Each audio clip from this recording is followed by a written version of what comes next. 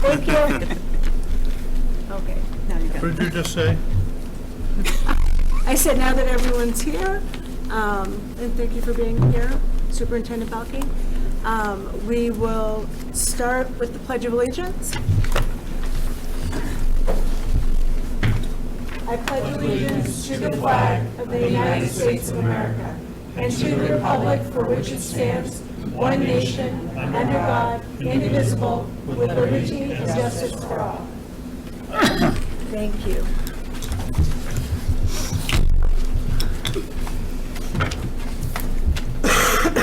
Now have a roll call, so we can start on this side. Please, Mr. Cordes. Bill Quarters. Samantha Kearns. Fred Platt? Joe Alexander. Frank Hobbs.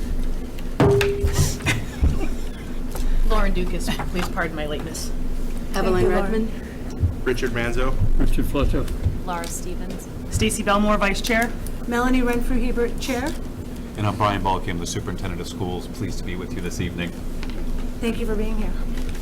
So we have public comments this evening, I almost said this morning.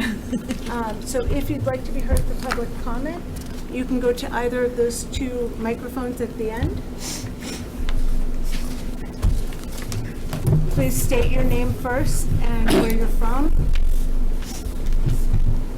Hi, I'm Samantha Homan. I am the chairperson of the Goffstown Public Library Board of Trustees. If you watched the recent select board meeting, you might know why I'm here. But I wanted to remind you all that the trustees and the Goffstown Public Library Foundation will host this year's Once Upon a Pie event on November 19th at 6:30 p.m. at Stark Hall. It is a competition and an auction, so if you'd like to participate in the competition, you can download the instructions or print out the instructions in the entry form on the library website. If you'd just like to come enjoy the show with our special guest auctioneers and MCs, you're welcome to join us at 6:30 on Saturday the 19th for the auction. But since this is something new for us, usually this is hosted by our friends, the Goffstown Public Library friends. We decided to put our own little twist on it. So we came up with a new category this year called the Chairperson's Challenge. Called the what? The Chairperson's Challenge, where the chair of any municipal board or organization can challenge another chair to enter his or her own pie into the competition. Game on. So, Madam Chair, you have been challenged. Thank you. I will pass your mitt around. The instructions are inside for you if you need them. Don't worry, it's a piece of cake. Hi. Hi. Hi, Fred. Adam, hi. As a previous winner of at least one award in the Once Upon a Pie auction, I accept your challenge. Awesome. And don't be surprised if from this committee we end up with something like a pie chart. Fair enough. Good budget joke. Well, we'll look forward to seeing you on the 19th. Thank you so much, and thank you for coming before us today. Thank you for having me. Thank you.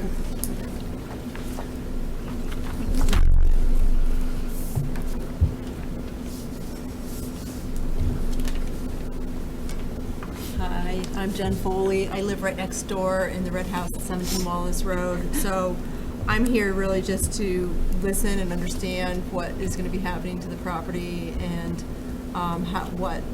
whether that's going to impact us downstream a little bit. We have sort of ongoing remedial kind of stuff going on with water between our property, between the town school property and our property. So I'm just curious as to how any different construction on the school's property may or may not impact us. So I'm just kind of on a listening mode.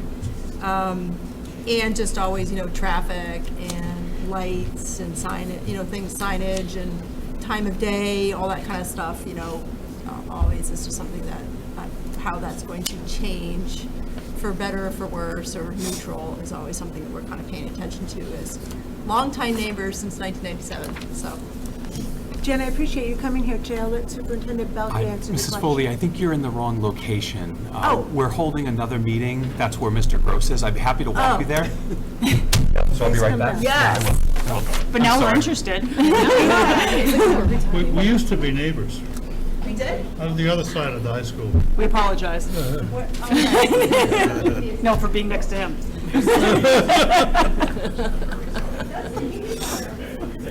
Elaine Emberton used to live there, Larry and Elaine Emberton. I used to embarrass the tears out of her by saying, "This is my neighbor Elaine, we have 1,500 kids between us." Okay, that's funny. No, it was really funny, yes. What did you have, a goat farm or something? What's No, the that? school, Frank, the school. 1,500 kids? Yeah, the school, yeah. Kids. Okay, so It's a joke. I did happen to notice that the only person who could answer our questions about the school he's back. information just left. I He's did right there. remind him to come He's back. back.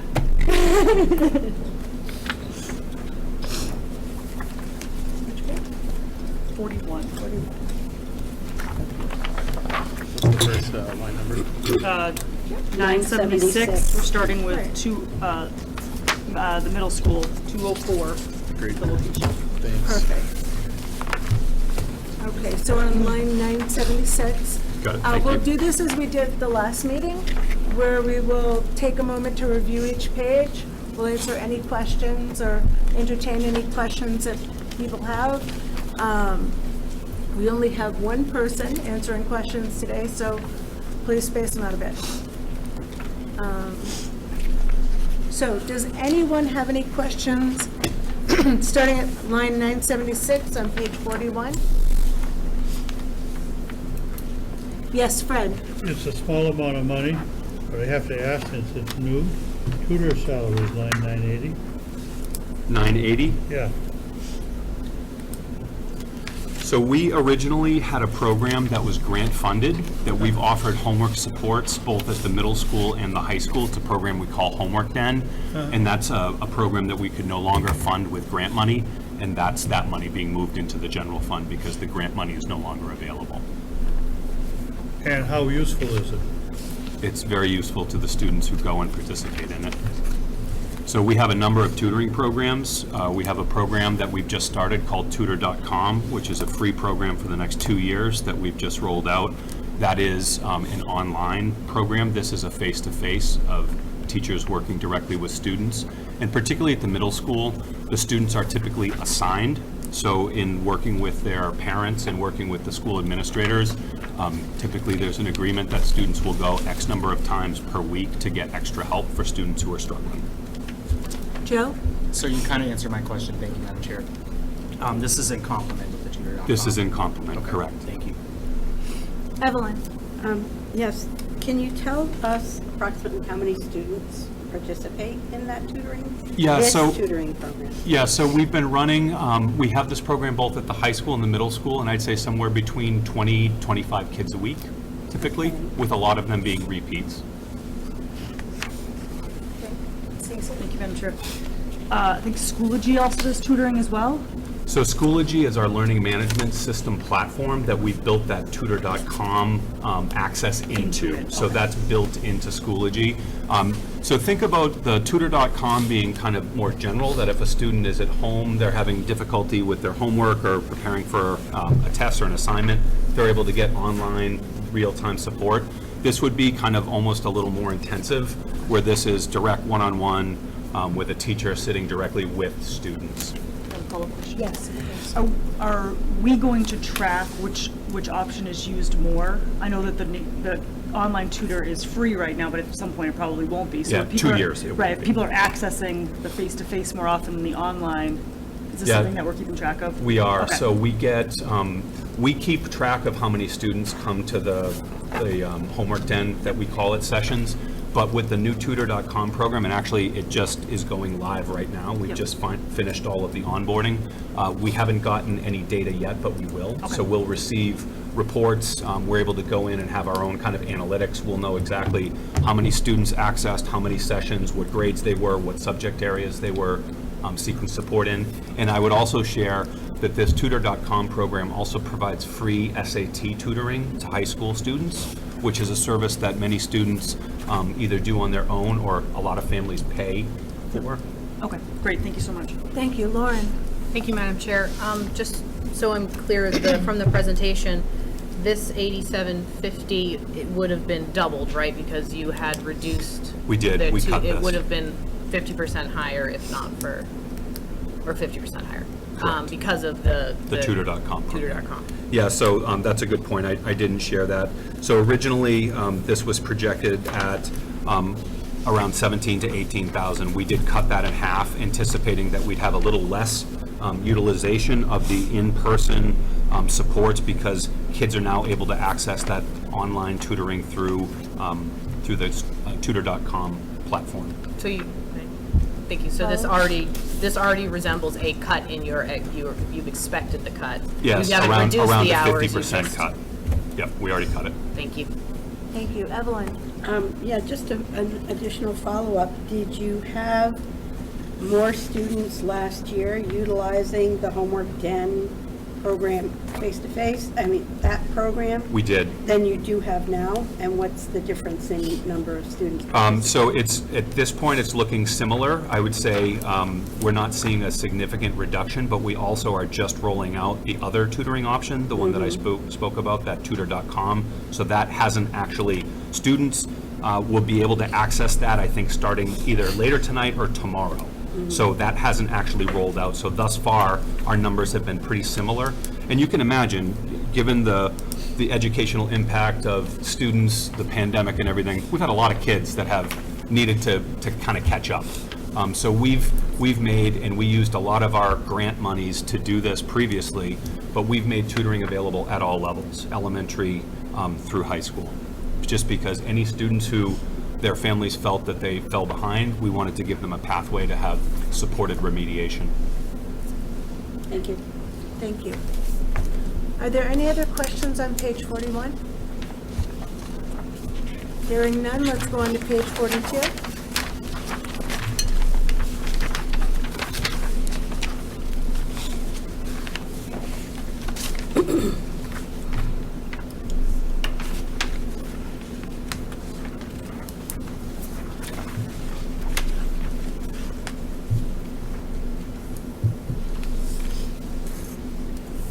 Does anyone have any questions on page 42? Can we just go a little slow? Of course, Evelyn, thank you.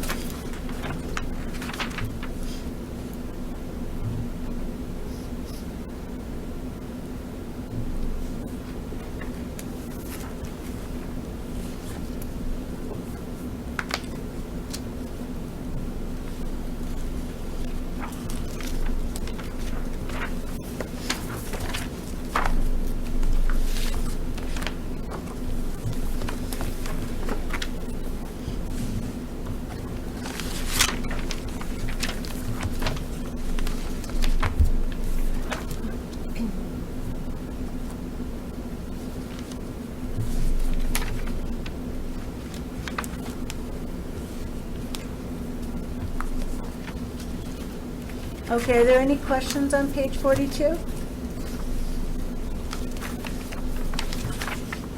Hearing none, let's move on to page 43.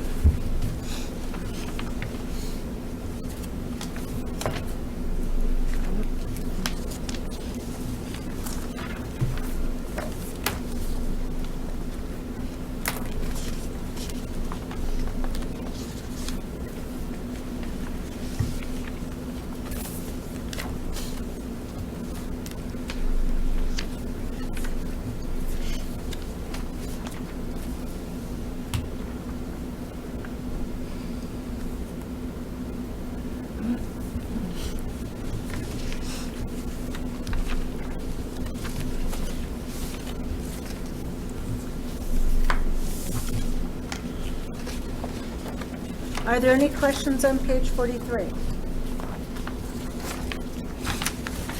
Hearing none, let's go into. I have a question, Madam Chair. Yes, Joe. Thank you.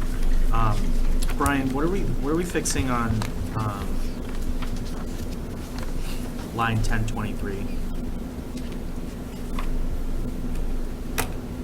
Replacement furniture. I understand, but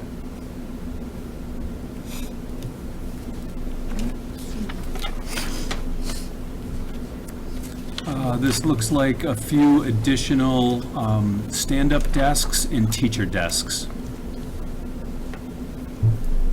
okay, and don't we already have a system of rotating We- and replacing we're trying to- classrooms every year? Yeah, we only have that system established here at this school. This is the school that we've had kind of a replacement cycle of classroom furniture Right. built in.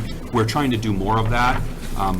As you can imagine, middle school kids are rough on furniture, and things just obviously break, they don't last. So we're trying to be more methodical about doing 1 or 2 classroom sets a year, but we've only been doing that here at the high school. You'll see that in the high school budget. Okay, I was under the impression that we did that everywhere, so that's why I was wondering. Yeah, what the and increase not was. on the same scale. We've tended to just replace individual As pieces needed. that were broken as they needed.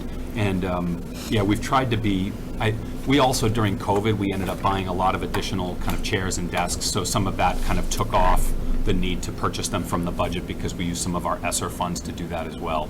Okay. But with a system of replacement, that's typically been here at the high school. And we tried to do, I think, 2 classrooms a year. And just, again, the furniture just gets a lot of use, and over time, it just starts to break down. Thank you. Any other questions on page 43? Hearing none, let's go on to page 44.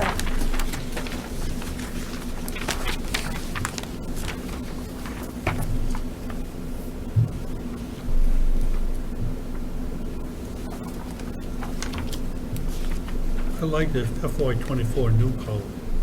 I noticed that too. Well, and realistically, I haven't been with you at all your meetings. This is pretty reflective of how we do budgeting. What you have before you is a very lean school budget. And the reason we have one of the lowest per pupil costs in the state is because our budgets are lean. So we don't come in with a lot of nice-to-have type spending. We focus on kind of our needs. Thank you. Yes, Joe? Brian, what are your actuals so far for, this might be tough to ask right now, but the maintenance line, it just hasn't been used. The bottom of page 44, 1057.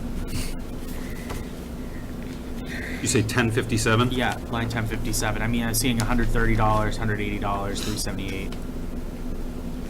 So that's this is a special education line. So this is for hearing equipment for students that have hearing impairments. Yeah. We have students that have what are called FM systems, which is an amplification system that ties directly into their individual hearing aids.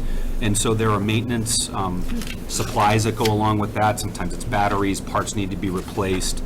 That's the kind of equipment that you would be talking about in that line. Okay.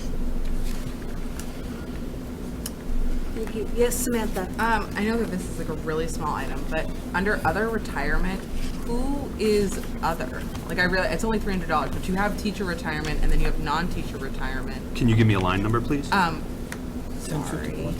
It's 1051. I'm just wondering who other is, if they're not teachers or non-teachers. So that might be, that's a special education amount. So my guess would that be, it's probably a actually, I think that's probably the special education facilitator for Mountain View. I think that's one person. Oh, okay. That's one position. I know it's really tiny, but I was like. Yeah, and is it the teacher or retirement non? costs are the contribution to the state Yeah, retirement yeah. system. Thank you. Any other questions on page 44? Hearing none, let's move on to page 45.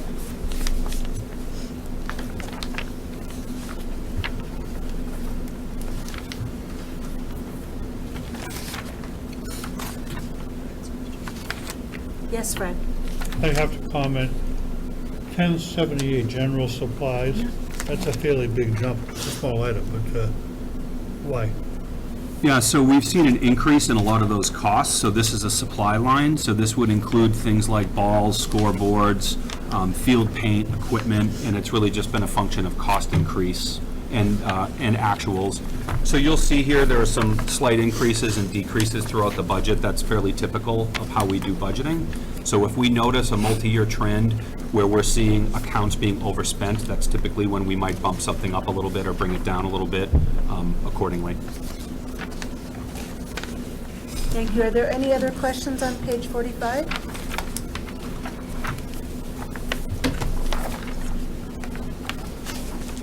Hearing none, let's move on to page 46.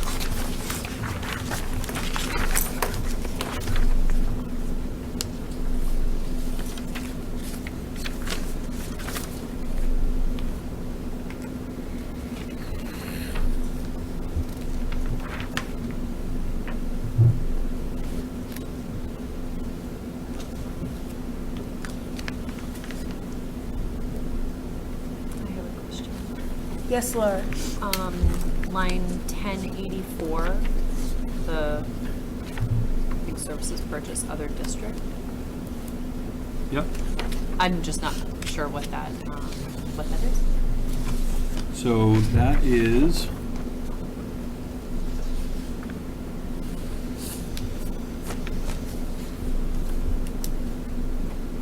that's for our artist in residence program at the middle school. Okay. So we have a program where we have local artists who come in and work with students. They do a variety of projects. And sometimes it's kind of the visual arts, sometimes it's performance art, but that's what that is. That's Okay. part of the artist in residence program. And it just depends on what that artist is and what the thing is for What that the thing year. is that they're doing, and then kind of the corresponding costs for, supplies and, Sure. and all those. Thank you. Are there any other questions on page 46? Hearing none, let's move on to page 47.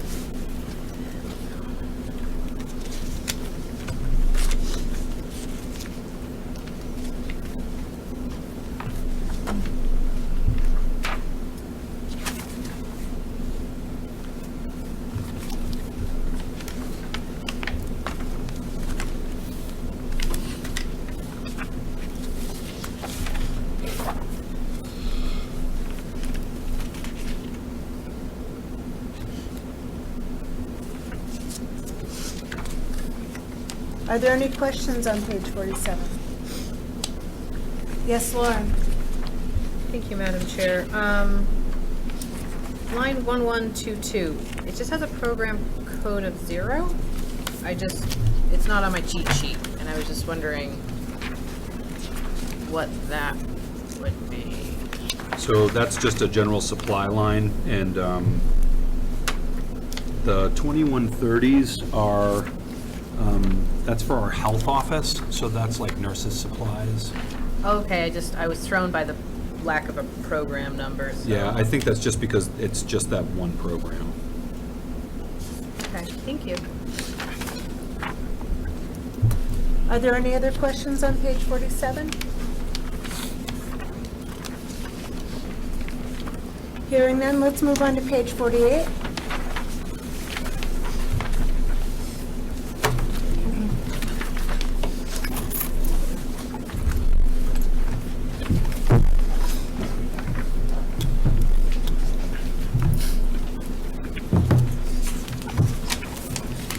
Motion to adjourn? Denied. Does anyone have any questions on page 48?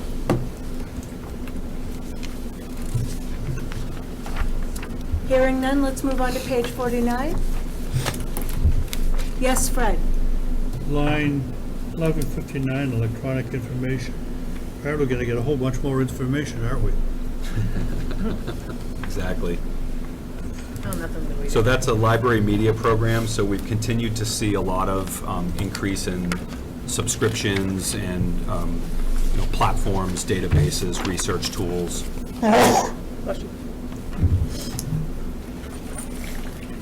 Thank you. Are there any other questions on page 49? Yes, Evelyn?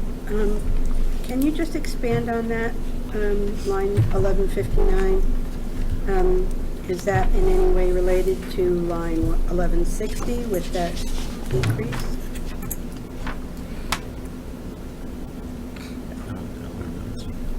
It's the, Oh, did you say 1160? Next time. Yeah, 1159 and 1160. It's I the think this Gale was in our database, right? presentation. Yeah, it's in our presentation on page 41. Yeah. And the 1160 line that you're talking about is the reduction of the media licenses, which is not the same thing. It's just that, well, it's moved to the district line, so it's not in the school. So that, I mean, you're telling us that you've got a huge increase in those media programs? So the Gale database, again, I think it was in the packet, as the vice chair mentioned, but I don't have the packet in front of me right now, I apologize. Coming back from Logan a little bit late. I can read this. It says, Media 5000 addresses the revised and shared cost of Gale databases for student research purposes. We now have a district package which is shared between MVMS and GHS. Yeah, so those would be examples of the type of research databases that we teach students to use. So we don't want kids just Googling things. We want kids to use vetted, appropriate resources and materials, and to have kids learn how to cite them properly, to make sure that they're giving credit to the author of that idea or thought. So these are just the databases that we use to accomplish that. Thank you. Thank you. Thank you for the question, Evelyn. Are there any other questions on page 49?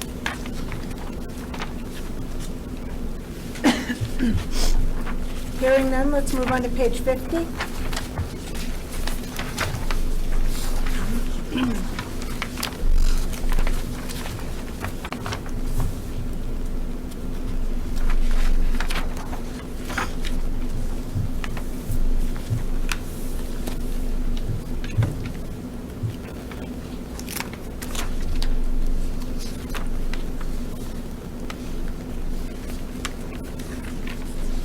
I'm sorry, I think I have a question on page 49.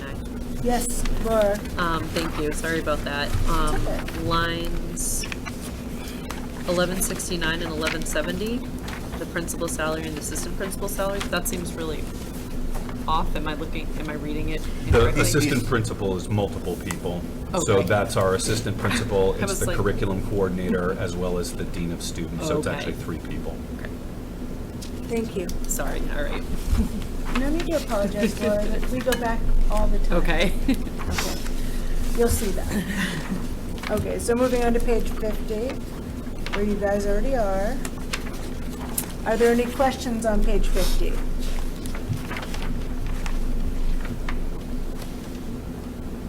I have a question. Yes, Samantha. Line 1187, what is voice communications? So that is, that would be our voice over internet phone system.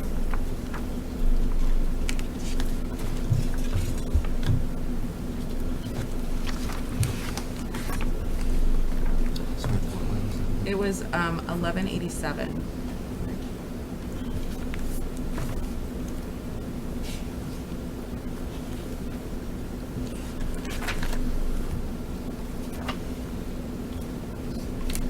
What do we use the voice over internet phone system? All of our phones. Oh, okay. Yeah. I don't know if, some people call them soft phones in the business world, where your phone comes through your computer. Okay. So that, you dial the number and it actually comes through your computer. So that way, if we have people that are working remotely, they can still take the same phone number and it comes through their computer at home Okay. or remotely. Yeah. Thank you, Jared. Any other questions on page 50? No. Hearing none, let's move on to page 51.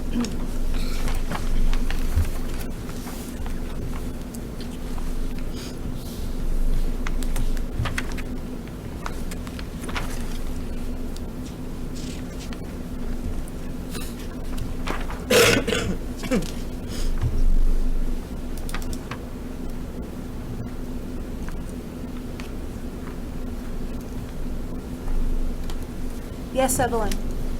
I just have a general question for,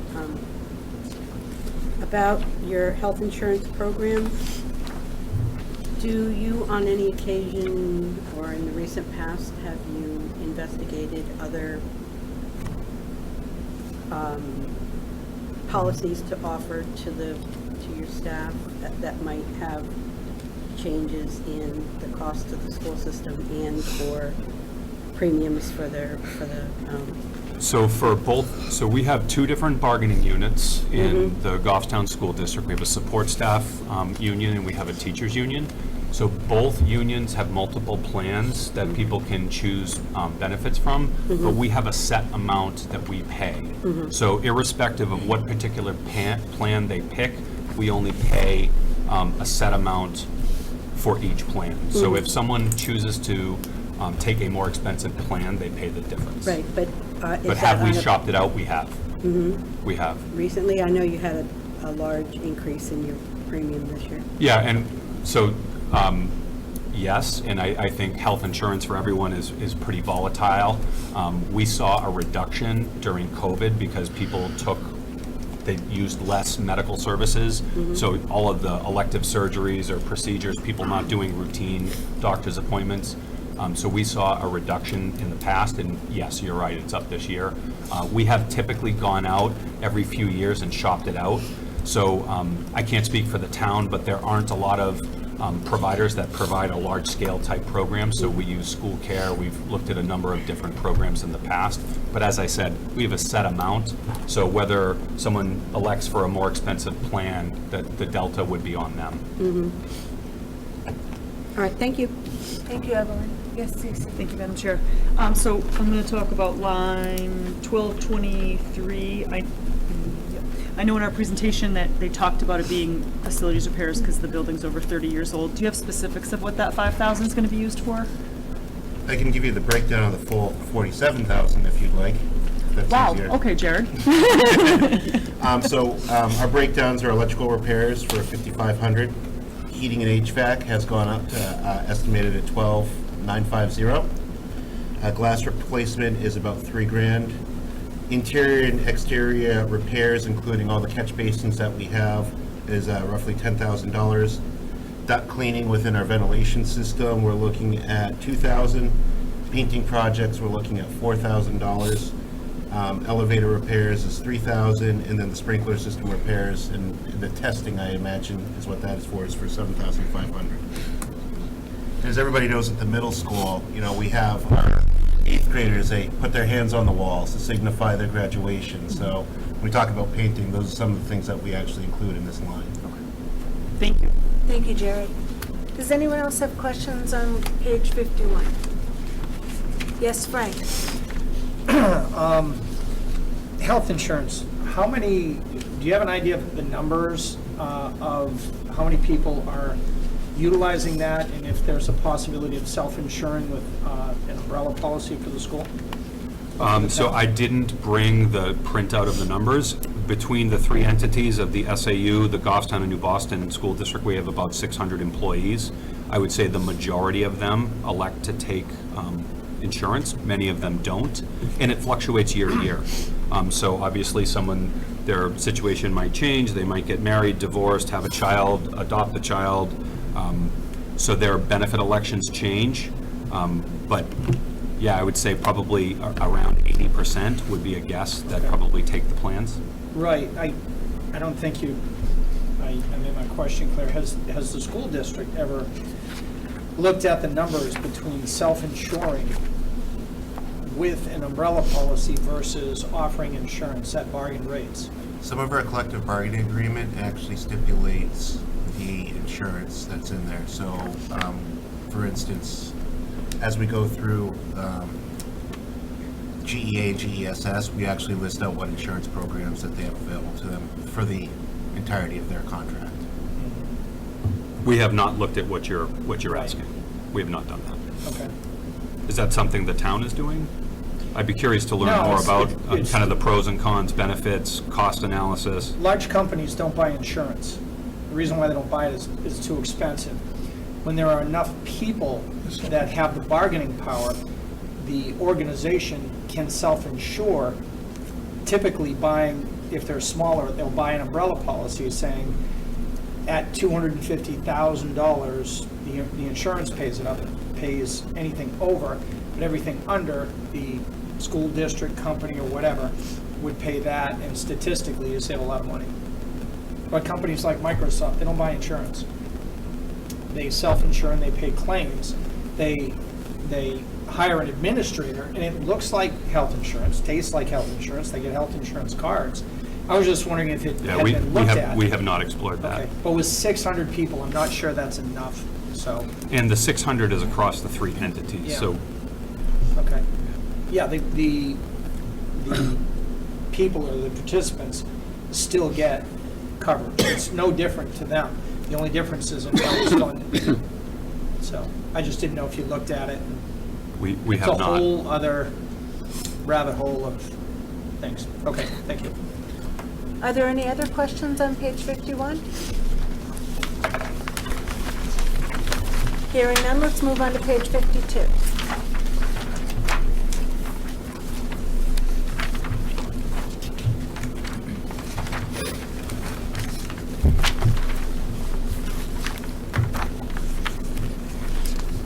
Yeah, Yes, Fred?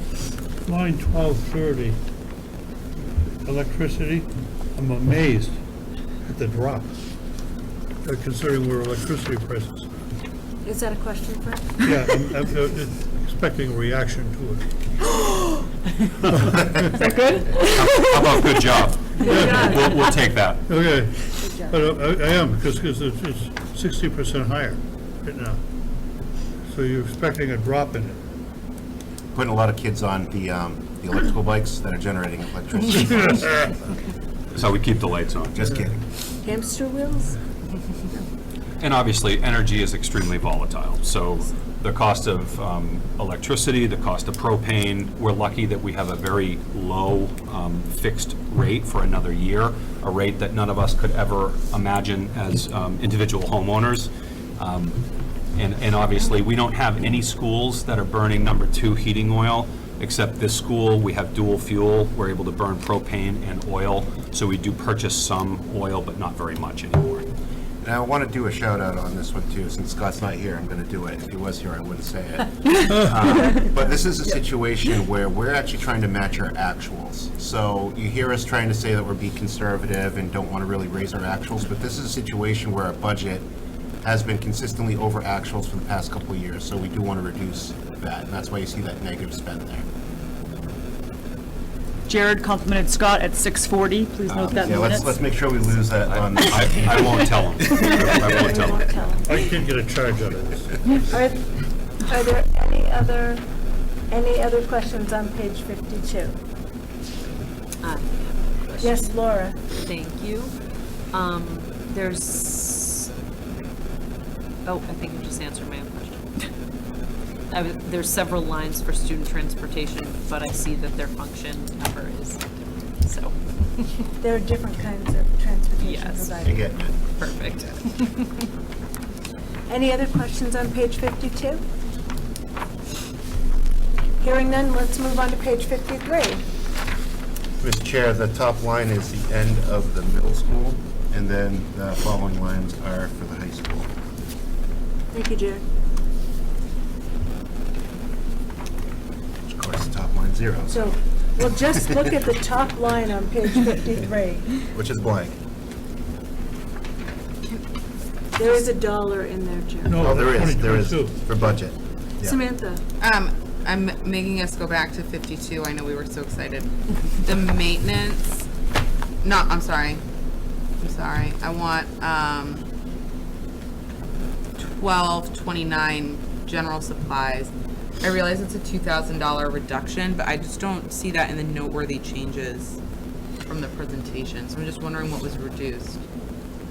Oh, again, I'm gonna use Stacy as the prior answer. I can give you what the numbers break out to right now. I don't know necessarily what's been reduced from the prior year. So for general supplies, the general custodian supplies, we have budgeted at $30,250. Oh, I mean, you can just, it's custodial supplies?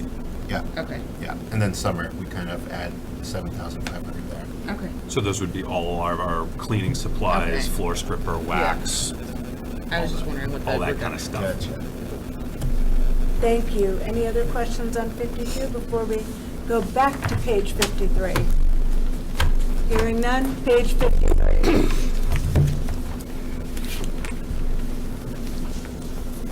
So you'll see on page 53 is the high school equivalent of the tutoring program that we discussed, the homework den program that we discussed for the middle school. That is the high school equivalent, and as was pointed out, that's about half of what it actually was. So we did reduce that, and again, this was historically a grant-funded program. We brought that down because of the implementation of that Tutor.com program, but we do still have a large number of high school students who are attending in-person, face-to-face tutoring with our teacher after school, typically 4 days a week. Thank you. Are there any questions on page 53?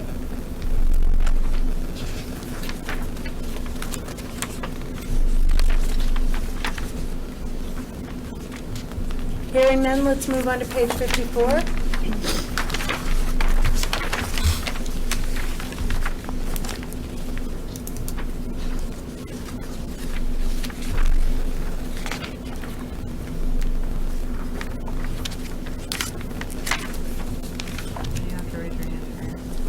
Yes, Fred? Yes, 1275, second line down. That's $1,700 increase in equipment rental. What's incorporated in that?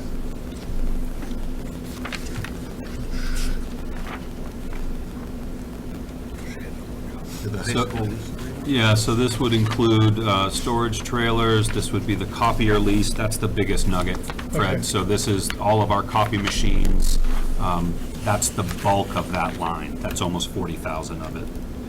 This would also include leases for our welding program, for acetylene, tanks, torches, that type of thing. So some of our vocational programming. Thank you. Are there any other questions on page 54?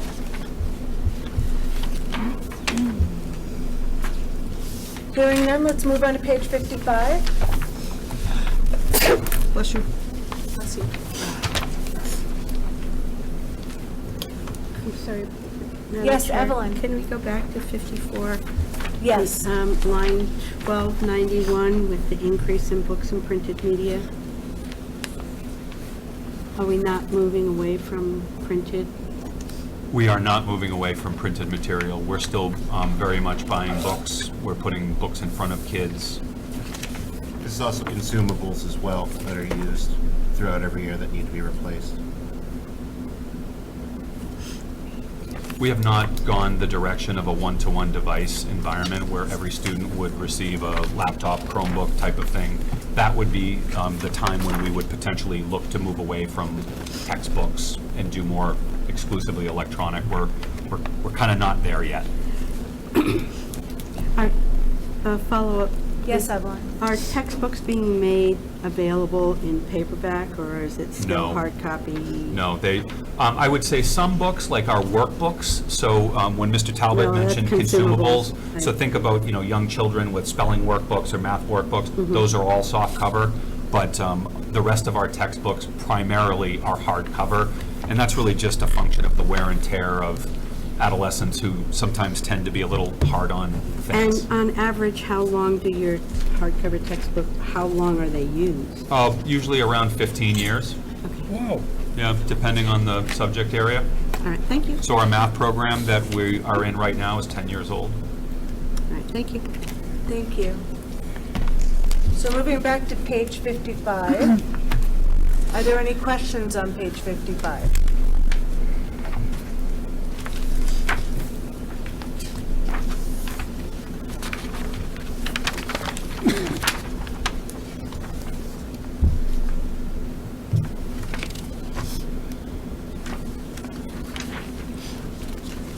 Hearing none, let's move on to page 56.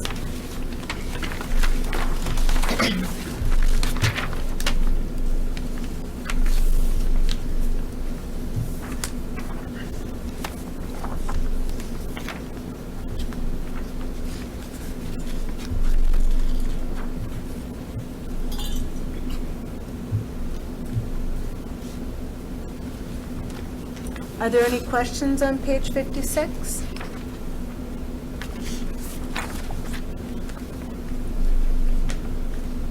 Hearing none, let's move on to page 57.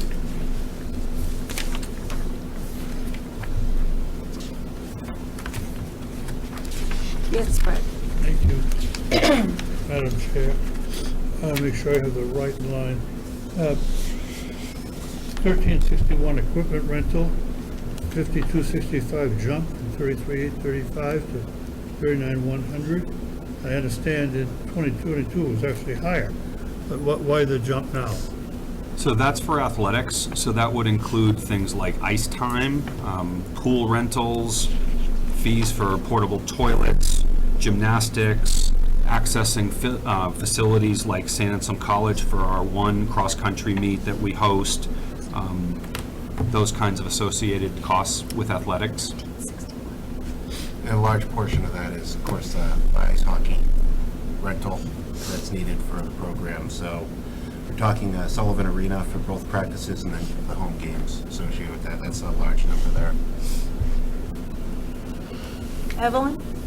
Yes, on line 1358, other professional services, what is covered under that line, please?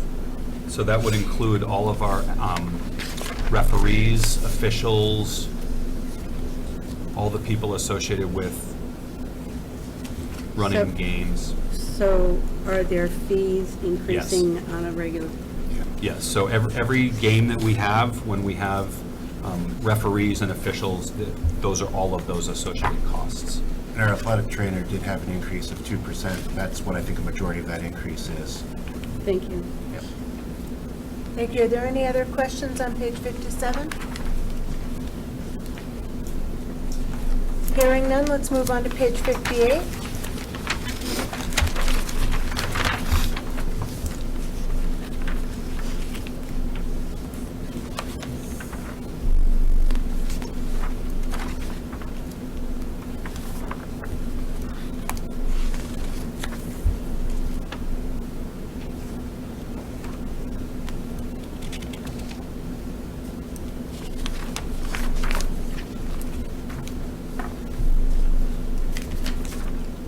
Are there, yes, Evelyn? Line 1373, is there a position that's been eliminated, or?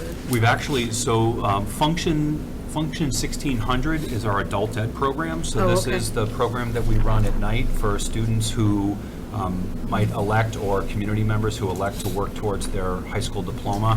We changed how we structured the program so that we're able to, I think, more effectively utilize state grants. So that's what you see in that $26,000 reduction by changing how we are running some elements of the program, allowed us to seek more reimbursement from the state, and that's what we're anticipating, and that's what the corresponding decrease is. Thank you. Yes, Lauren? Thank you, Madam Chair. To follow up on that, in the presentation, it was listed at $33,687. Has that figure changed, or is that the remaining amount was filled into the benefits area? Yes. So the Benefits. remaining amount would have been benefits, correct? Thank you. And you see those corresponding decreases down below in the 200 lines. Oh, like FICA, like Exactly. For the, oh, gotcha. Thank you. Thank you. I did the same question. Are there any other questions on page 58? Hearing none, let's move on to page 59.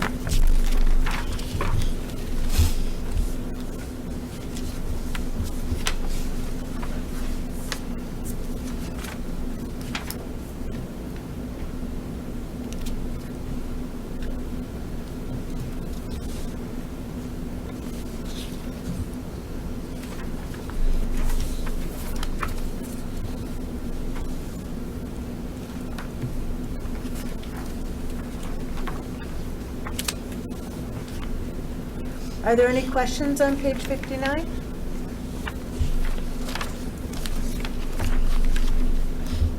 Hearing none, we'll move on to page 60.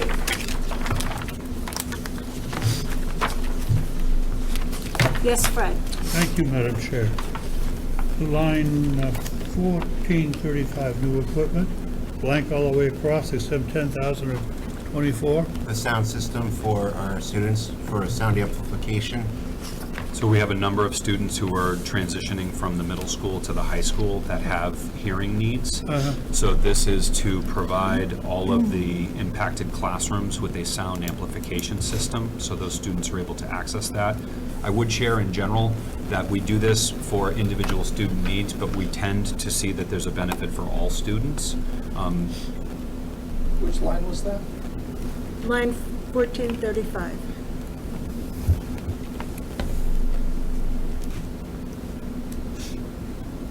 Frank, you had a question? No, it was in that realm, that covered it. Okay, thank you. Evelyn? Just to follow up on that, Mr. Balke, how does that benefit the non-hearing impaired? Or hearing Sure. impaired So students? what we tend to see is when teachers have a sound system, they're able to kind of clue in that all students pay attention. This is an important part. It reduces some of the distraction. There are some students that have sort of like auditory discrimination issues and trouble processing language. And so there is a benefit to other students as well. And I would say the majority of these students that $10,000 is for, these are students that have typically what are called Section 504 accommodation plans. So students that require those kinds of accommodations for that hearing equipment. So how does this, is it like a Yeah, so microphone that the way teacher that is wearing? there are a couple different versions, but typically, so like my lanyard that I'm wearing would be a microphone. So there would be a microphone here, and if I'm the teacher, whenever I'm talking, if the microphone is on, it would amplify the sound. These systems are standalone. Think about like a one single speaker. And some of the other systems would be more like what you might have had in your home about 10 years ago for, a sound system where you might have had a couple of different speakers on the wall. There are a few different versions. We've tended to buy the ones that are the single stand because there's more mobility with them, as opposed to you fix one, you set up one classroom, that's the only classroom that benefits from that. Whereas these systems that are portable, we're able to move them. So from one year to a next, if we needed, a student had a hearing issue, we could just move it from one room to the next. Okay, thank you. Algebra in surround sound. Yeah, kind of like old surround sound. And in fact, the systems that we have at Glen Lake School, which were original to the building, that's exactly what those are, Frank. So it's like the old, 4 corners, 4 speakers, in each, a speaker in each corner, and they're all hardwired. That's what the systems are. And they've kind of changed. Now they're wireless. They've just kind of advanced. Thank you. Laura? Yeah, thank you. How many classrooms at once do benefit or would have these systems in place? So that's for around 10, I believe. Okay. Is the hope that eventually every classroom will be able to have this Probably thing? not here. Yeah. I think that's probably just a little too ambitious. Yeah. We've tended to, really focus on individual students, recognizing that we do believe there's a benefit for others. There's also a benefit for teachers, right? So if you're a teacher and you're talking all day, we have a lot of teachers that their voice gets tired and sore, and teachers have, kind of vocal cord issues from talking a lot. We've had some teachers in the past that have benefited from that kind of equipment. Thank you. Kelly? Brian, you said that these were students coming from the middle school, which I assume they would already have these devices outfitted for them. Is it not possible for them to move the devices with the student, or? We do that sometimes, Kelly, but what we're seeing with this influx is we have students at Mountain View that are kind of replacing the need that are coming in younger students. So we have students with hearing issues throughout all the grades. So this is kind of a new bump because we're seeing this bigger group come up to the high school, and we just don't have that infrastructure here in the building. We haven't had that much need. So is it sustaining through the rest of the schools with the current Yes. equipment setup? Okay. Yes. Thank you. Yep. Thank you, Kelly. Are there any other questions on page 60?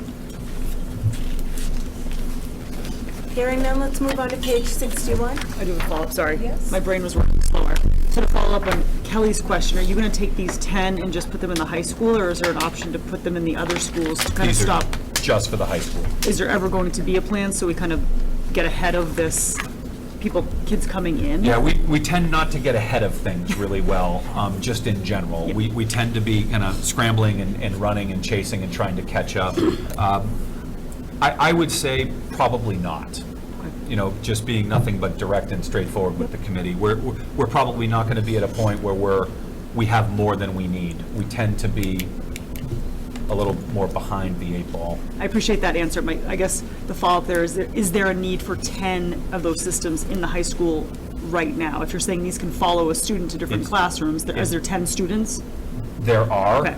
This is for next year, so those students aren't currently in this building yet. So preparing for the 10 to come here. Exactly. Okay, thank you. Exactly. Thank you. So back to page 61. Slow.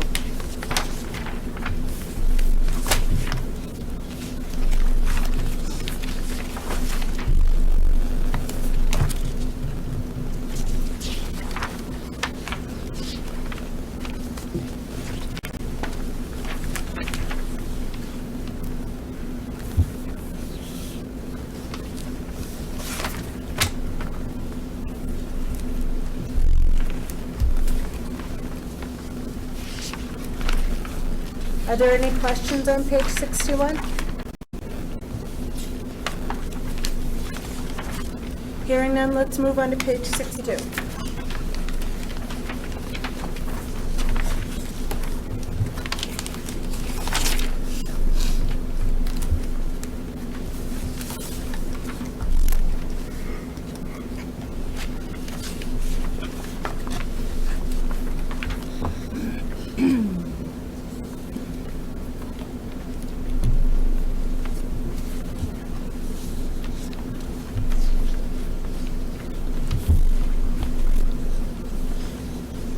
Are there any questions on page 62? Hearing none, let's move on to page 63.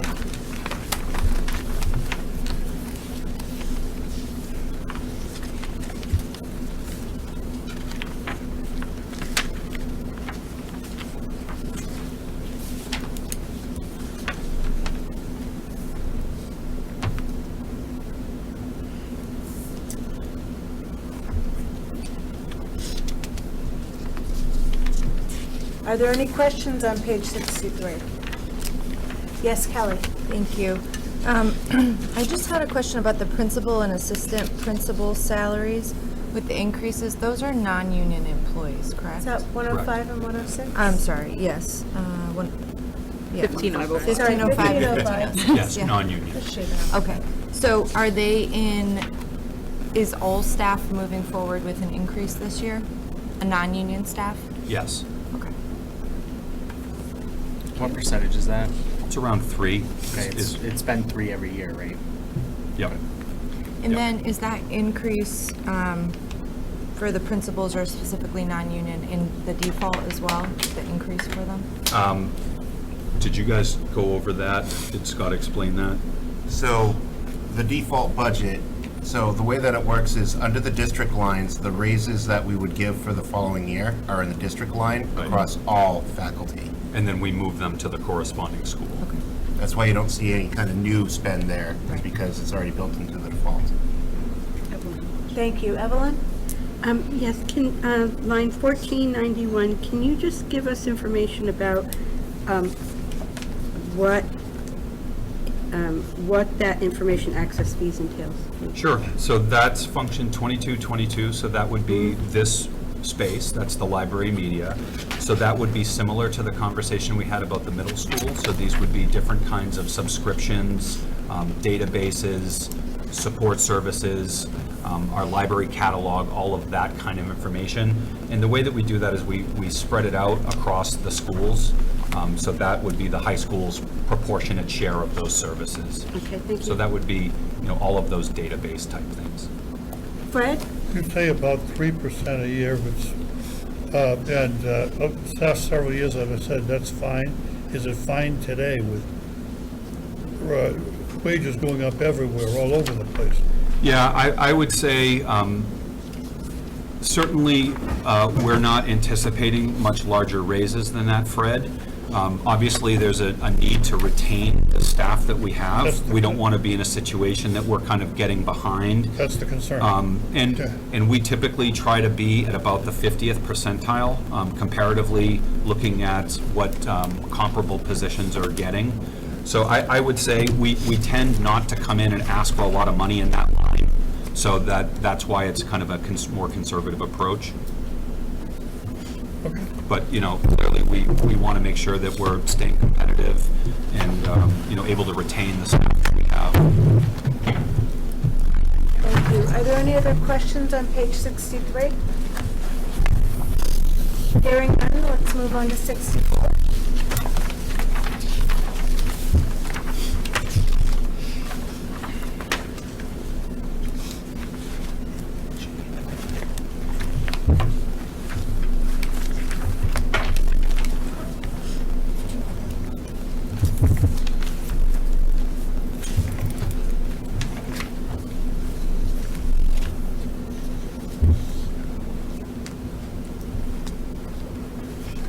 Are there any questions on page 64?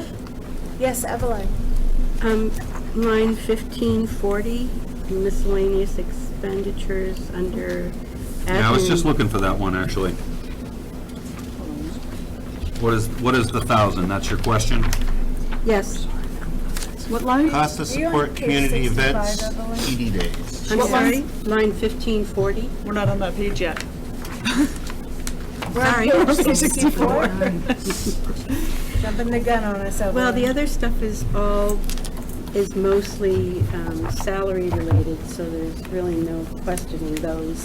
So you told us to slow down, but now you want us to speed up? Are there any other questions on page 64? Yes, Fred? Did we agree all the screw up for spot? Second. Motion to pass. Now would be when you want to tell him how much more you enjoyed having me here. Yes, it actually was very nice, yeah. Well, I will admit to it being quicker. Thank you. So on 1534, I know this is gonna seem silly, so printing and binding, I'm just noticing that like in 2022, we budgeted 11,500.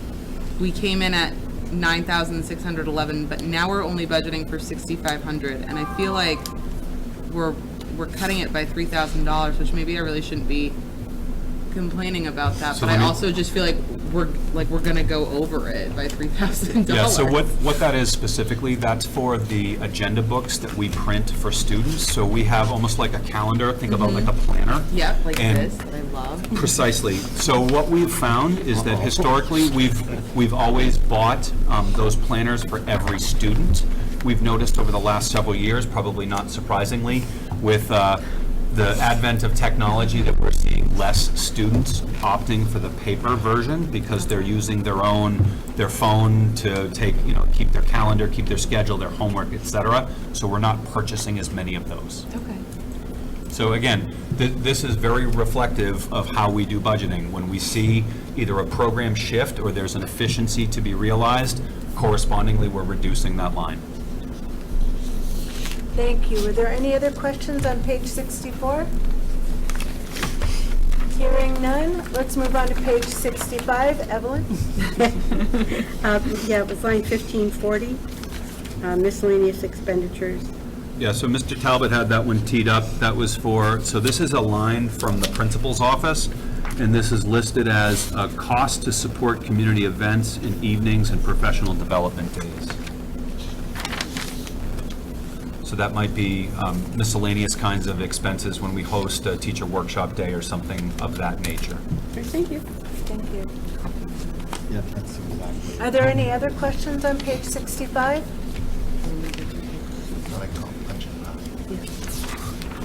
Hearing none, let's move on to page 66. Don't get excited, guys, there's only one page after this.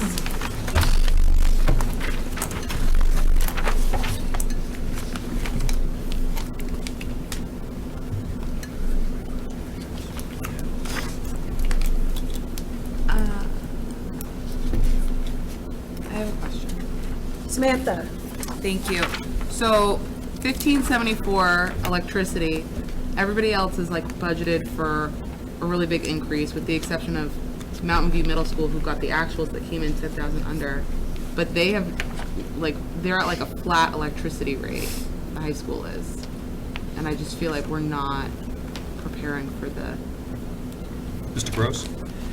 Yeah, so, and Fred kind of beat me up on this last year. I'm trying to balance the needs of trying to keep our budget as lean as we can. If I mess up here, I'm gonna have to, take it from another area and do a budget transfer. I was trying to look at our actuals in some of the other schools, like say Glen Lake, for an example, because our system uses electricity to heat and to use for air conditioning. I did increase that one. This one, I'm trying to keep it keeping it as relatively flat as possible, recognizing that I have to go out to bid on energy supply. Actually, we're working on it as we speak. I'm gonna probably increase it next year, but I'm trying to keep it flat Okay. this year. But that was kind of the rationale, if it really is one, just trying to keep things as low as you can. But, you know, Fred is absolutely correct. I mean, he's worked in that business. I mean, it's gonna go up in price, there's no doubt. I mean, I've talked to 3 different suppliers, and they said, they laughed at what we're paying right now. We're paying, you know, I think it's less than 8 cents right now. So, it'll be an increase next year, no doubt. Thank you. Evelyn? Scott, can you just tell us what your actuals are to this point for this year? I would have to look that up on my laptop if you give me a second. Someone else had a question over on this side? Mr. Fletcher? Yeah, I just wanted, Scott, is that a commercial rate? Yeah. And it's a rate that we... Need something? It's a rate, by the way, I'm sorry to interrupt you. It's a rate that we work with the town of Goffstown on as well. Next year, Laura Taylor, who works with me, both Laura, Randy, and Dawn, I've been working on this, I haven't talked to you, but for the last 2 or 3 weeks, and we are looking into joining a consortium of other towns and school districts to make it big. You've talked about this before. We're trying to expand our purchasing power by seeing... Similar to what we do with food service purchasing. Correct. So right now, we oftentimes buy with the town of Goffstown or the town of New Boston. We're looking to expand that reach, and Laura has reached out to other school districts who are on similar timing to see if we can have 4 or 5 school districts across the state that are going to buy with us on electricity. Is that rate,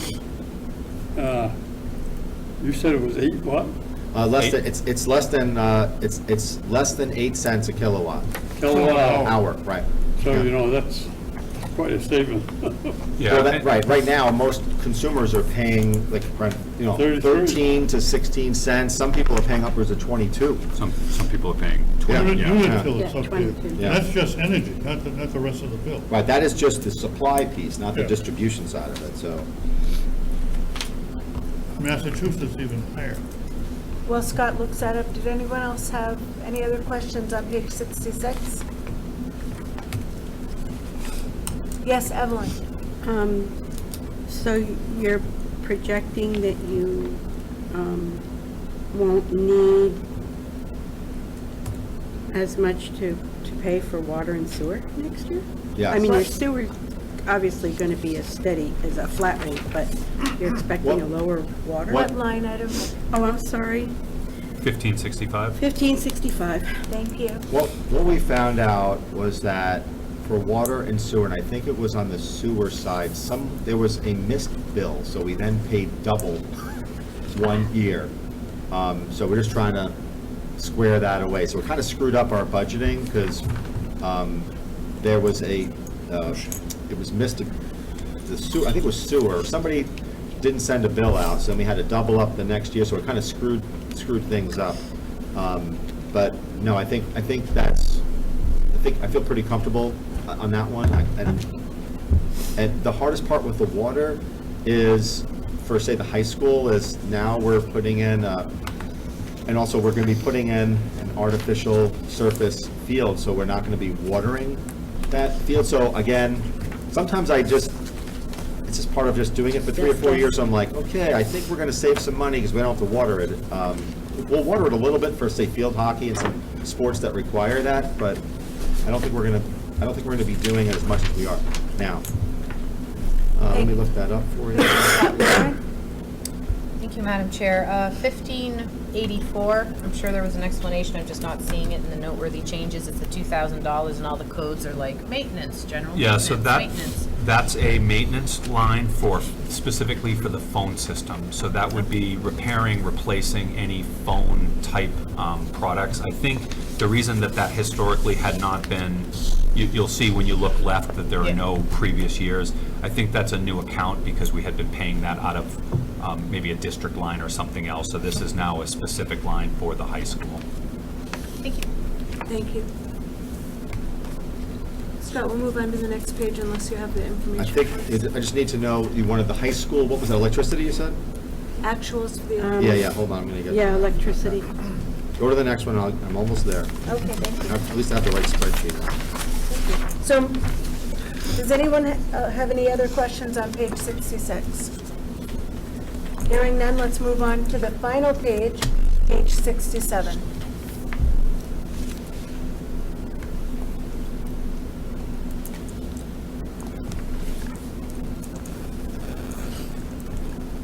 I know that, I'm sure that. Yes, Samantha. Thank you. I know that we probably talked about this last year, but 1599 redemption of principal, what is that? That's a good one. So that's gone.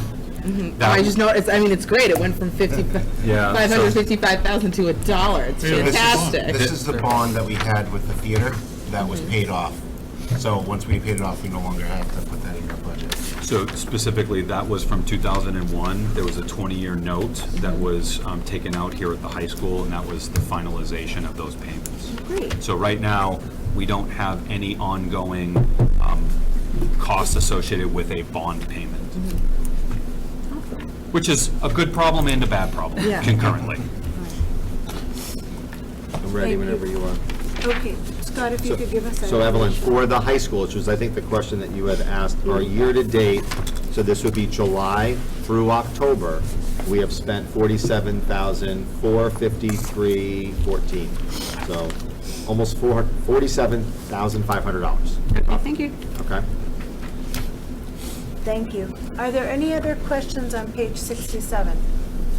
Yes, Stacy. I don't know if this is the time to ask the question, but do we not get a budget for the food services?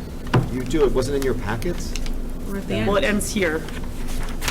So there is a separate food service budget. They were not in there, your packets? Well, wouldn't it come next? No, it's No, it's no, different. it should have been a separate piece of paper. Was it not in there? No, I don't think so. I can, We just print some? yeah, I can print it off right here. So what I would share about the food service is the food service is an enterprise fund, so they only spend the money that they take in, so there has to be corresponding revenues with all expenditures. And spoiler alert, the cost of food's going up. So probably not surprising anyone. Not at all. Are there any other Is questions? there a percentage of Thank you, Evelyn. the food that they access, the food service foods that they get from the federal government? Yes. Supplements? Do you have an idea, or would it be in that budget? It's in What the there, per- yeah. okay. So if Mr. Gross is printing those for everybody. I'm looking for legal size paper. Oh. So, Madam- we'll continue after the main office. Yeah. Madam Chair, if we want to transition, we are prepared to look at another warrant article and bring that to the board tonight as well. This would be for the GESS contract. So if we want to suspend at least warrant article number 2, which is our general budget, and go to warrant article number 3, which would be the GES contract, we're prepared to do that today. So we didn't want to surprise anyone. Next week, Kate McGrath, who is our HR director, and I were planning to be with you next Thursday. I just wasn't sure, depending on how tonight went. We did bring copies of that presentation. Kate is not with me, so you'll have the disadvantage that Kate might be able to answer some of the more challenging benefit-type questions. So if you'd like to wait until Thursday, but I'd be happy to go over the general parameters to present this to the committee. And Mr. Talbot was on the negotiating team, so he and I were together throughout this, so we are ready to do that this evening. And Scott, we didn't really have the chance to talk about that, but I was just prepared that if you wanted to talk about the contract tonight, we're ready to do that. Yes, Fred. I would like to have all the paperwork associated therewith distributed so we can look at it. But I might not be ready for questions. Okay, well, if that's the pleasure, I'm happy to hand these out. You can review the information, and we can talk about it next week if that's the committee's pleasure. Yes, Kelly. I just had a question on the budget itself, if we could go back real quick. I am looking at the default, and there's a little under $400,000 removed from default from the actual proposed budget. Could you just talk us through what exactly you're pulling out from default to be removed from that $400,000? Scott? Just. Are you talking that the default's $400,000 less than the proposed? Correct. Okay, so you're looking at what was the deltas Yeah, associated exactly. with those? So It's all the new. Like, what sort of things are you pulling out? we aren't When you pulling say anything pull out, out. what do you- I'm confused by. Well, you had just mentioned that you were rolling proposed increases into the default and things like that, so I was just curious. No, any changes that we have to our commodities are gonna be based on our policies that we put together at the school board. Any changes in the commodity pricing, we put in the proposed. So if there's increase in electricity, it's gonna be an increase Right. proposed. If there's a Yep. decrease in electricity, it's gonna be a decrease in the proposed. Yeah, I'm just confused So the by the FY question. '24 is considered very Well, no, So the proposed Really? budget is I more know, than the I know. default. that's Well, what I'm that's what asking. they're saying. Right. But it's not. But wasn't that because of the collective bargaining agreement that the vast majority of that can't be considered new because it was already in a voter-approved CBA? Wasn't that 397,725, is that what you're talking about? Well, no, yeah, you're right, for contracts for teachers, that would be rolled into default because they're contractually obligated to pay that. Right. I was questioning the non-union employee. Oh, I'm sorry, my No, no, no, mistake. it's okay. Just trying to follow. So the way that we did it, Kelly, is if a raise was given for this current year, so the current year that we're in, that's the amount that got carried forward in the next budget year. Okay. And then That's the any, default. right, and then any increase for that subsequent year, that's identified as new, a new spend for the non-union I people. see.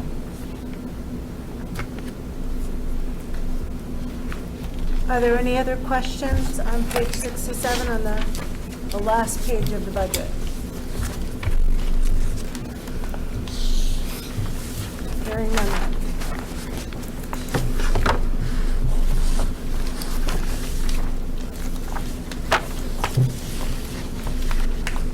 I do have a question while we wait. Yes. So we do have 2 meetings scheduled next week, Tuesday and Thursday, but Superintendent Bulky said they're not coming until Thursday. What is the, Tuesday says school as well. I think that we had scheduled the expected number of meetings to get through this. So Thursday was an if needed. So could we move your presentation to Tuesday, to our normal Tuesday budget day? Tuesday, the 15th?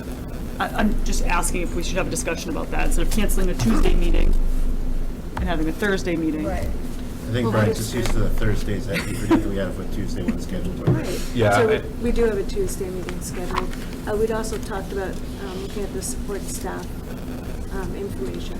Scott had discussed that Oh. with me. Yes. So we may have a few other things to talk about then. If you're taking the contract up on Tuesday, we'll be here. I believe we will be. And maybe the food service. Food service. I think Scott's he's printing those right now, Fred. I think if you wanted, the food service budget is pretty short. It's not that many pages, so if you wanted to go through that this evening, it wouldn't take you very long. I believe those were sent out electronically with the original budget, when they were Yes. originally sent out, so. I think we have a paper kind of group. We appreciate Scott going and printing that. Did you say we have a warrant article? This is the warrant article, so the actual contract. The contract. Madam Yes, Chair. Joe. We have another warrant article, it's my favorite one, it's the Capital Reserve Fund. Can you also get us a breakdown of what we've spent money on and things Sure. like that? And, Maybe actually, I won't be here Tuesday, so shoot me an email or something, that'd be great. It's the best, thank you. We're happy to bring that. Yes, Frank. So just to clarify, next week, Tuesday and Thursday meeting, or just Tuesday? So it's scheduled as we have a Tuesday meeting and Thursday was if needed. So I think we're proposing that we keep our normal Tuesday meeting, hopefully fit everything in, We are. and then cancel the Thursday meeting.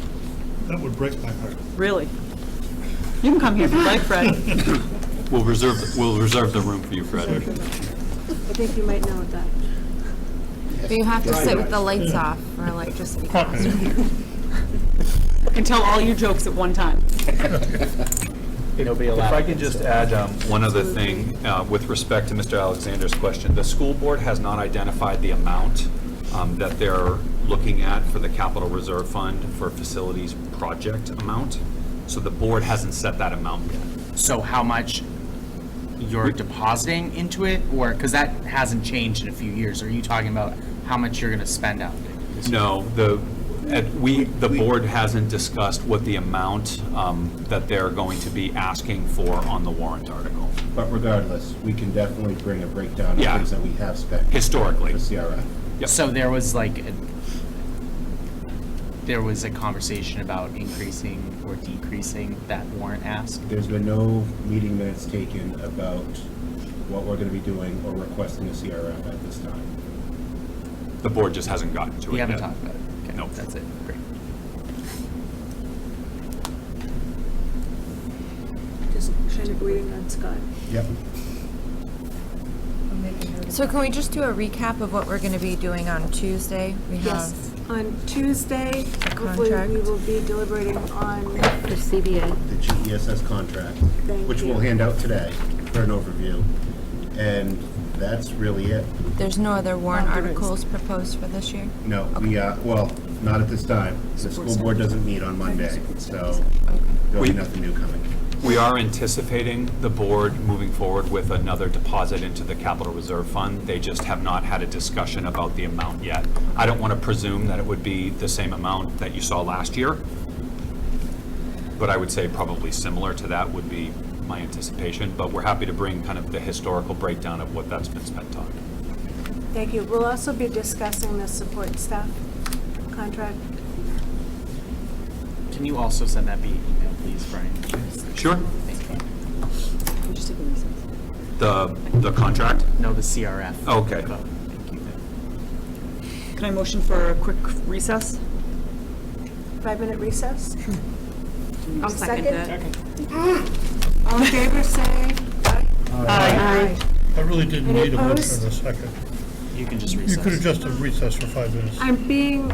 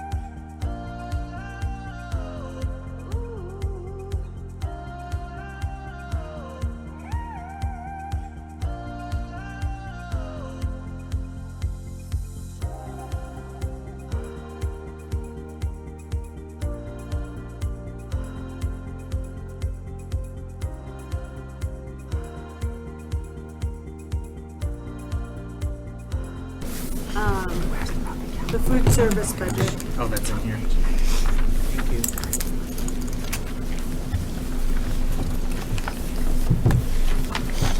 So while Scott was printing, I asked him about the historical spending of the capital reserve fund, and he indicated that in your packet somewhere. On page 93, this is the presentation that you all received when you did that combined meeting with the school board. It's on page 93, and what that demonstrates is from its inception, what has been deposited and what has been spent. The only thing that I will also add is that the last two items are items where we have earmarked $300,000 for the theater renovation. The scoreboard was also replaced, but we have not yet. I don't think we asked the trustees for that money yet. I'm trying to remember.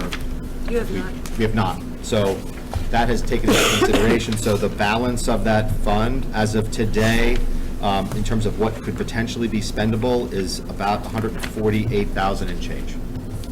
Okay? Thank you. Thank you. I got it. I only have one set. So at this time, we'll be looking over the food service budget.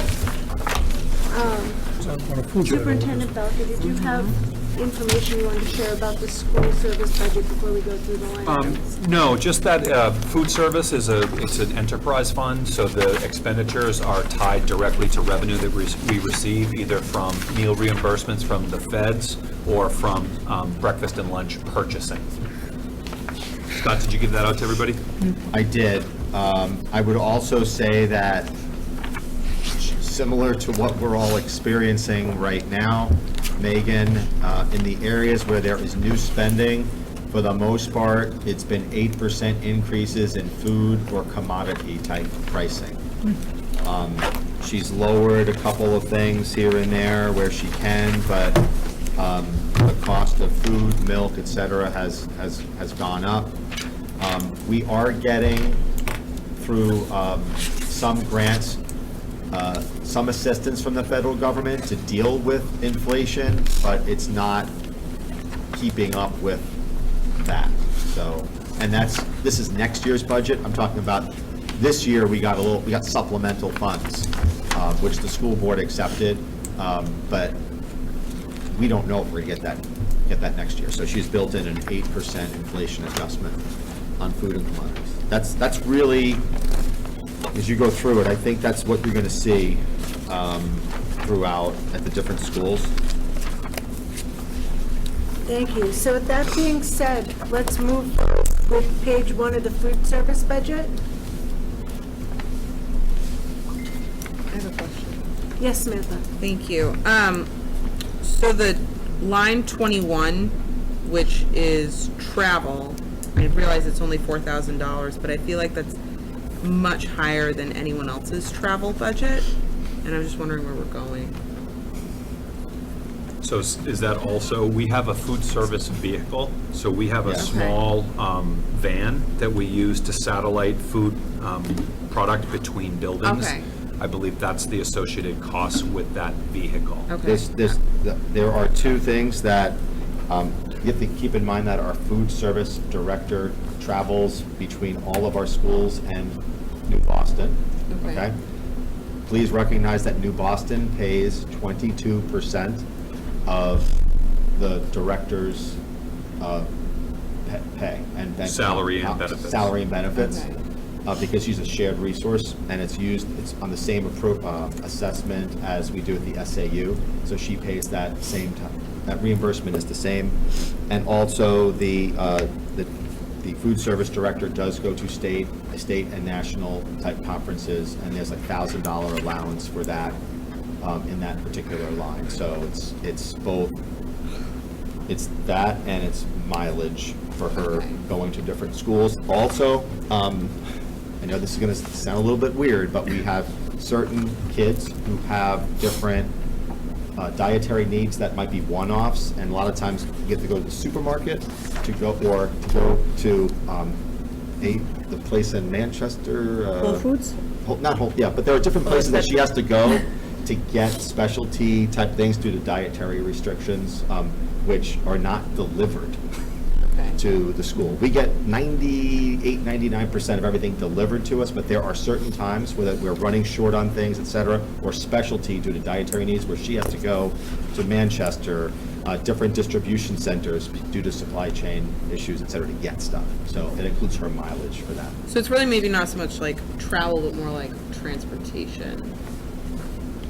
Like travel makes me think of like conference. Well, only $1,000 is related to conferences. The other 3 is really more logistically picking up, going to different schools, because she has to go to all of the different schools. She manages them all. Okay. Thank you, Joe. Thank you, Madam Chair. I have kind of a holistic food service question, if I can. I don't know what line or page this is on, so I'm sorry if I'm jumping the gun a little bit. The collection of dues, I understand that has changed a lot this past year, when now we have to start collecting For dues again, food right? costs. For you know, making For students lunches. pay, Yeah, yeah, families yeah, pay. yep. So my question is, how has that changed from before COVID to now regarding the collection of dues? And have, do we collect all the dues? Like, do they have to zero out their accounts at the end of every year, or how does that go? Like, what does a delinquent account look like? I'm just really Yeah, just so trying to get it. we have a policy for that. no idea of that. We allow at this point, Scott and I were just actually. just talking about that We were today, just talking so. about this today. So we allow students to generate a small negative balance, and then we're not allowed to offer them quite the same meal. They're offered more like a peanut butter type sandwich. So it's their kids are getting fed if their account is delinquent. But so just so everyone's aware, over the last couple of years of COVID, the federal government paid for all lunches. So no students, irrespective of income, had to pay for any school lunches. There was an unintended consequence of that, which was our families that need reduced or free meals no longer had to fill out any paperwork. So we've had a hard time kind of readjusting people that you need to fill the paperwork out again. You need to make sure that you submit the forms with income verification. All that's a very confidential process. But that took some work this year because nobody had to do it for the last 2 years. But Scott, anything to add to Mr. Alexander's question about Yeah. sort of the delinquent accounts? I will say unequivocally that kids are getting fed, okay? And right now, our delinquent accounts is in a very, very good spot. So we've got over 2,500 kids that are signed up through our Titan program. And I just ran the data today. So it's really weird that you asked this question, but we have $1,800 of delinquent funds compromising, and that is for, of that, I would say we only have maybe 20 that are over like a $25 threshold. Okay. So we're in really good shape as we speak, right now. And the school board has to review, they're going to review a policy in terms of these types of thresholds, but we're very sensitive to food security / insecurity within the district, and a lot of other districts are as well. So the bar, is pretty high. There's also a balance, okay? There's a balance between when you make these phone calls and families have true economic hardship versus, oh, I keep forgetting to load so-and-so's account, okay? That's something that our food service director, in some cases, administration gets involved in having those types of conversations. If there are families who have these types of needs, we ask them to fill out, if they qualify, to fill out these applications. Then, some of you around here, Melanie is one who serves on the food pantry and helps there. There are conversations with the food pantry. There are conversations with people in the community who donate money for these types of causes. So we are really well attuned, to this, but we have to balance it out with practicality, because if you don't have certain thresholds where the balances are a negative, then all of a sudden, even though there are people who do have the means, then it keeps going, and before that, the $2,000 and under negative balances balloons to 20. So you have to balance it all the time. But kids are getting fed, and Okay. we will do whatever it takes to make sure kids get fed. Okay. Thank One you. more. Go ahead. Can I? Go Okay. ahead.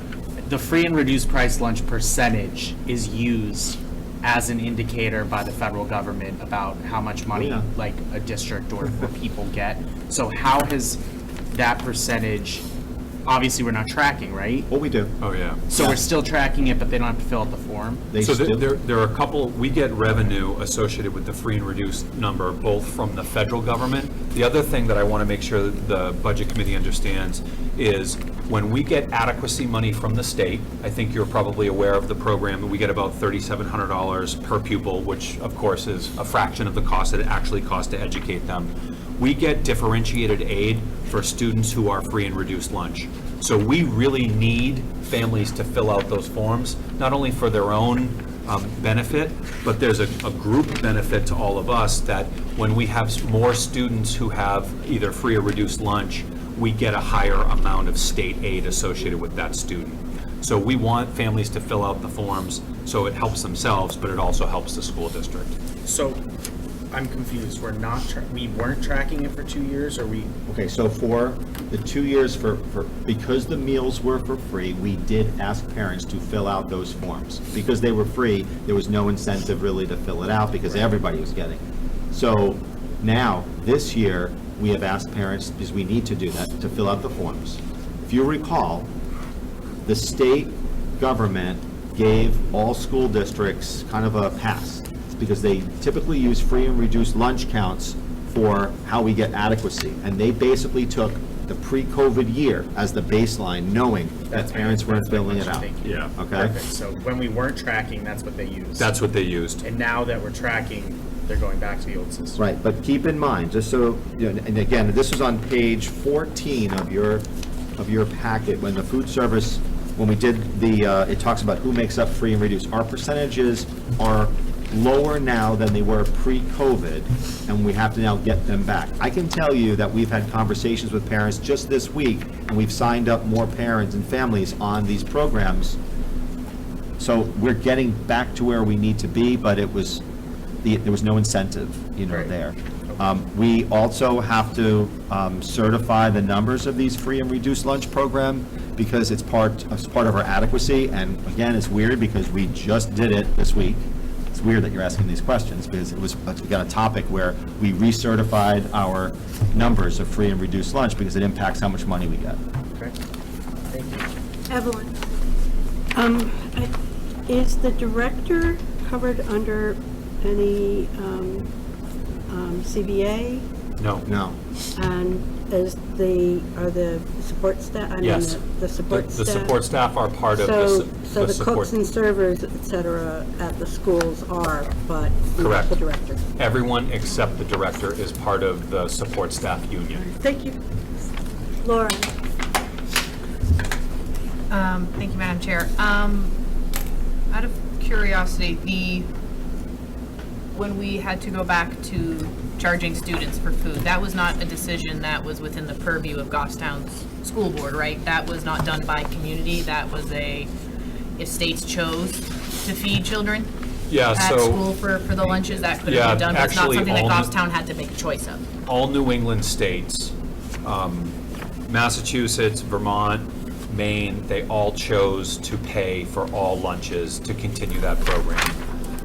New Hampshire did not. Thank you. I think it's something that is being talked about. With all that surplus? Gotcha.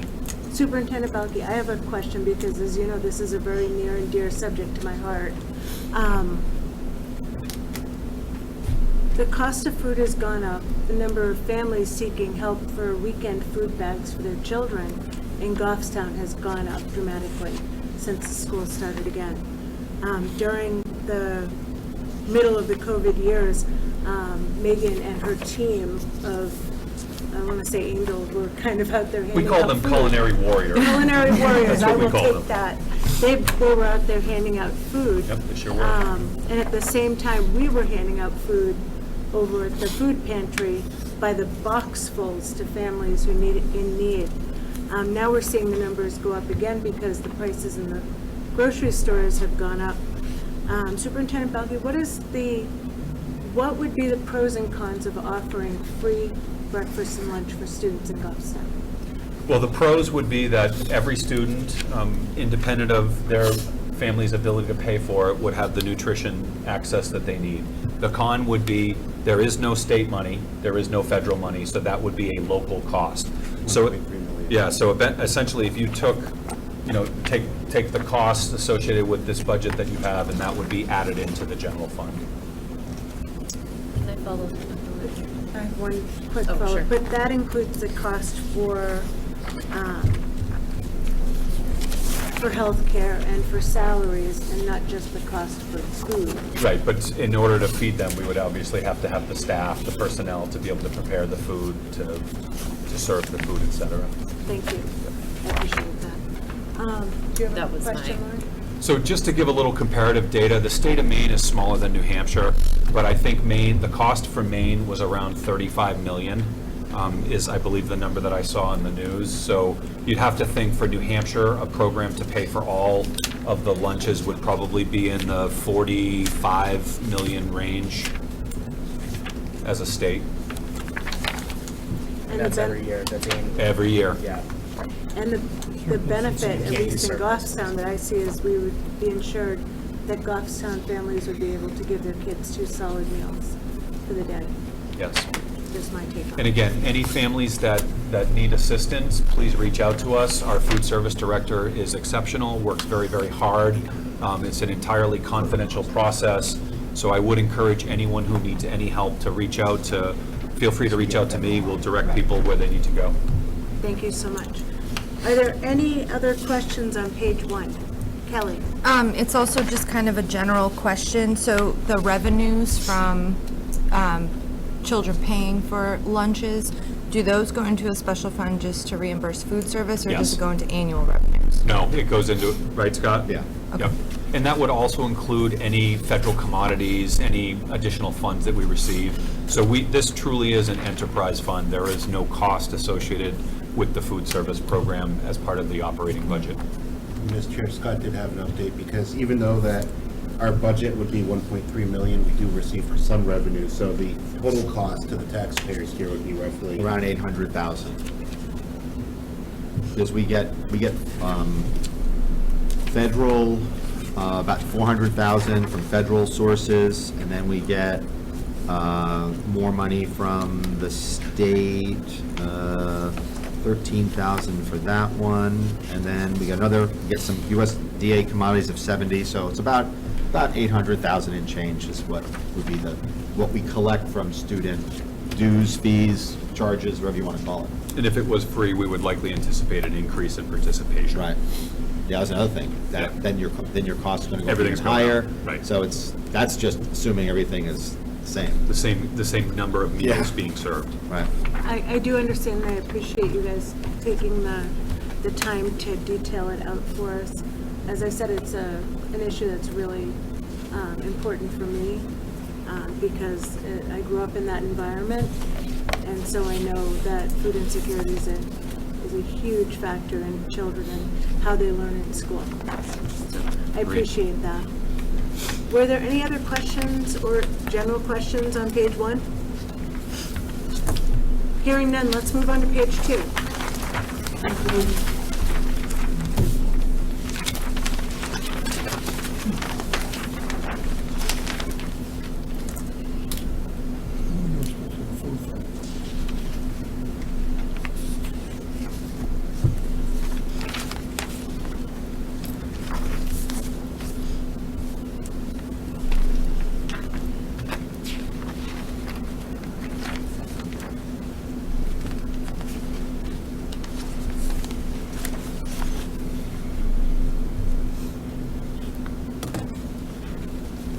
Are there any questions on page 2?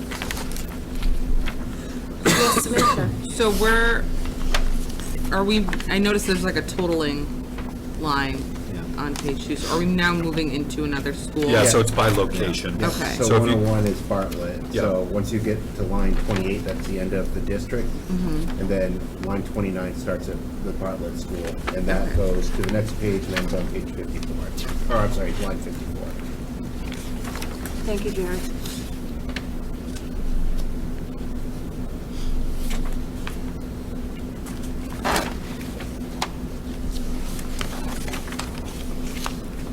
Are there any questions on page 2? Hearing none, let's move on to page 3.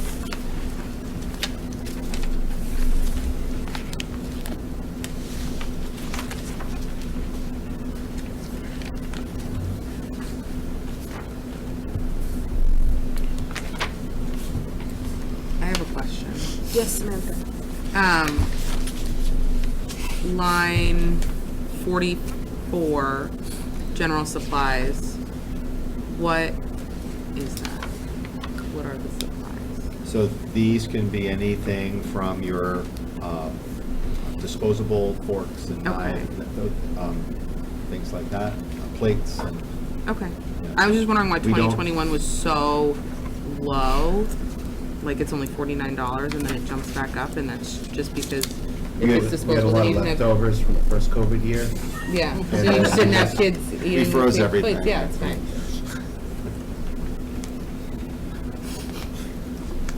We had a large inventory that we were able to carry over.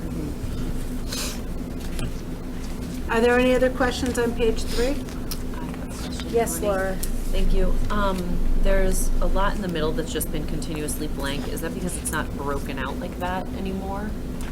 Or like between, 48 and 54-ish, a lot of it's just consistently nothing? Yep, and that's, you'll see that throughout, Okay. on different schools. It's simply that we don't have any expenses in that Related to that. in that particular line, and we're buying at a district level.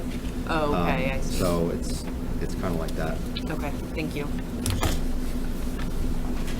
Are there any other questions on page 3? Hearing none, let's move on to page 4.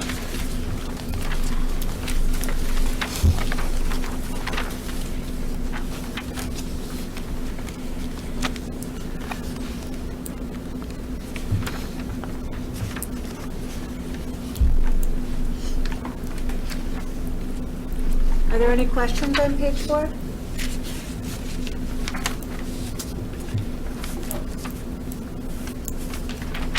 Hearing none, let's move on to page 5.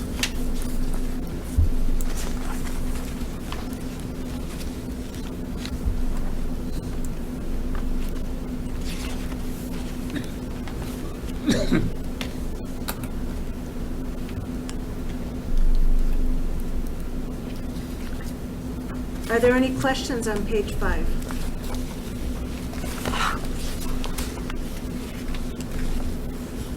Hearing none, let's move on to page 6.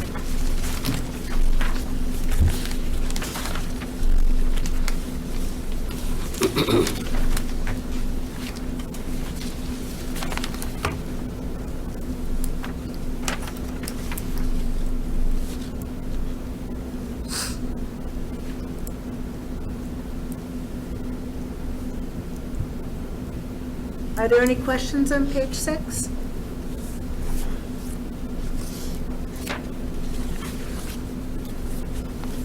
Hearing none, let's move on to the final page.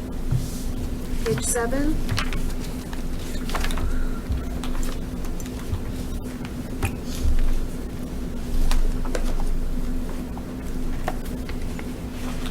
Are there any questions on page 7?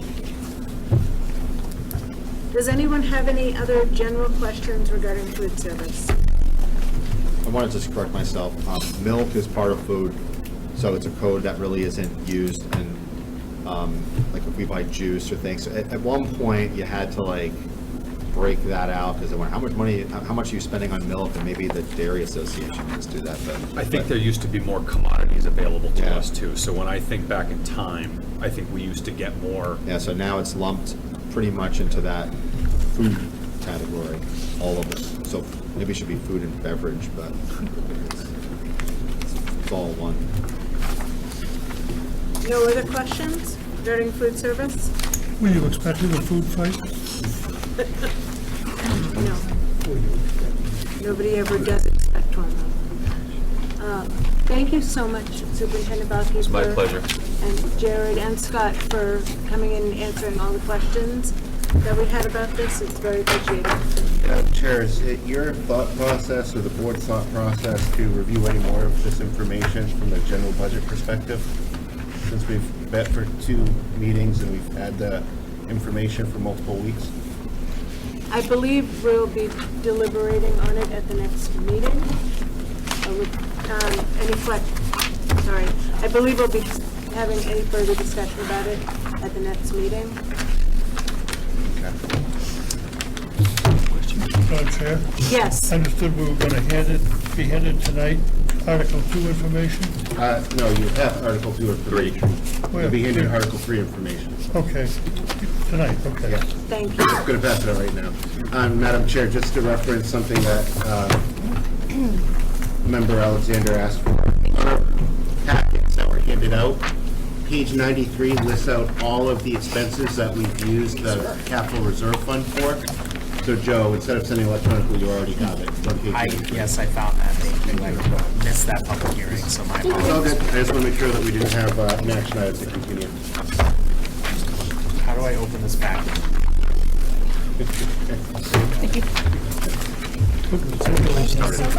Who put the staple over here? I'm so confused. Oh, it's confusing. Because you go like this. The staple on the right. Okay, there's numbers So I on just it. said, who put the staple here? That's not you? No. Well, then I'm not too upset. So we won't go over that tonight. You can kind of take that and feel free to read at your pleasure and digest, and we'll plan to discuss that with you next Tuesday. Thank you. Great. Is there any other new business? Yes, Fred, Motion to adjourn. it was coming. Is there a second? Seconded. Motion by Fred, seconded by Richard. All in favor, say aye. Aye. Aye. Any opposed? Have a great evening.